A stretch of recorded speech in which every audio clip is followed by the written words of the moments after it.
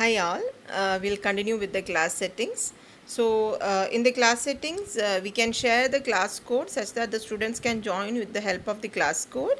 Also, a video meeting link will be generated with the uh, Gmeet. Actually, it is a link for Gmeet. We are not doing anything in the Gmeet here, but just we are clicking to create the meeting link, and the visible to students option should be set on. Otherwise, will not be able to, the students will not be able to see the meeting link. So the in stream settings, you can uh, post, or a student can only see the comment. Whatever is according to your wish, you can set. Only teachers can post and comment, or whether students can comment, etc., can be set there. Also the classwork streams can also be set. That is how whether we have to hide the notification, show the notification, etc., can be set. So a meeting link has been generated, so students will also be able to see the meeting link. Now I have to save the changes done, and I go back to the class. I can see a video button there, or video camera option there. While you are clicking on that camera, actually we'll be directed to the Google stream, that is that video stream. So just click on that. We will be directed to the Google Meet ID that has been created earlier. So the teachers are actually directed to the uh, already created ID there, meeting link there. So and you can just click to join meeting, such that now you are already in the meeting.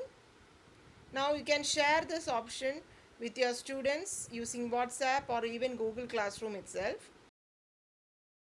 So this is how you can go from your uh, ID to the Google Meet.